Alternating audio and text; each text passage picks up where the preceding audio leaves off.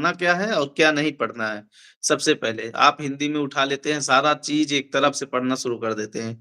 लेकिन इसका सिलेबस हिंदी का सिलेबस बहुत ही माइनर है, बहुत ही छोटा है।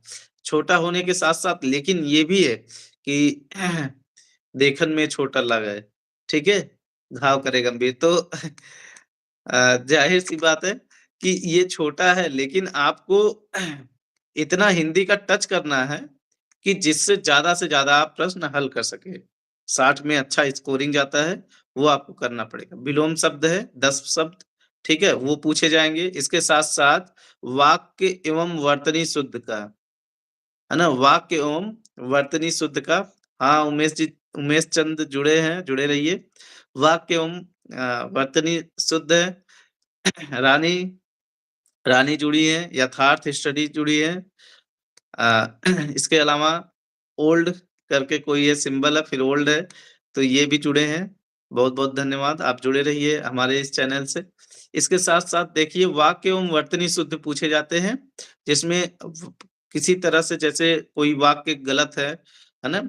उनके शुद्ध तथा अशुद्धियों के बारे में आपको पहचान करना होता है।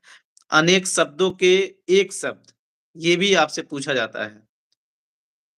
अनेक शब्दों के एक शब्द भी पूछे जाते हैं। तत्सम और तद्भव भी पूछे जाते हैं, ये भी 10 शब्द पूछे जाते हैं। विशेष्य और विशेषण, विशेष और विशेषण भी पूछे जाते हैं और पर्यायवाची शब्द पूछे जाते हैं। तो हिंदी में आपने देखा कि ये 6 टॉपिक कवर कर रहे हैं। 6 टॉपिक में हमने आपको बताया, फिर से एक बार बता दूँ आपको कि विलोम शब्द, वाक्य एवं वर्तनी शुद्ध, अनेक शब्दों के लिए एक शब्द, है ना? तत्सम एवं तद्भव शब्द, विशेष एवं विशेषण और पर्यायवाची शब्द। तो ये चीज़ें पूछी जाती है। तो हमने देखा कि जीएस सामान्य अध्ययन जो 140 प्रश्न है वो और इसके साथ-साथ हमने देखा कि सामान्य हिंदी जो 60 प्रश्न है वो। टोटल आप देखेंगे कुल तो 140 वो और 60 ये, तो 200 प्रश्न की श्रृंखला रहेगी।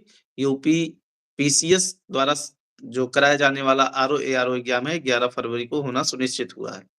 तो ये जो है आप देख रहे हैं कि 200 टोटल प्रश्न रहेंगे, हिंदी के 60 और जीएस के 140। तो फिलहाल हिंदी में क्या पढ़ना है, क्या नहीं पढ़ना? सबसे पहले मैं हिंदी ही शुरू करूँगा और विलोम शब्द को ही लेकर के मैं शुरू करूँगा जो दिया गया सिलेबस है उसी के क्रम में मैं इसको शुरू करूँगा, विलोम शब्द शुरू करूँगा और इसमें किस तरह से उपसर्ग जोड़ करके विलोम शब्द बनते हैं, वो सारी चीज़ें हम बताएँगे आपको।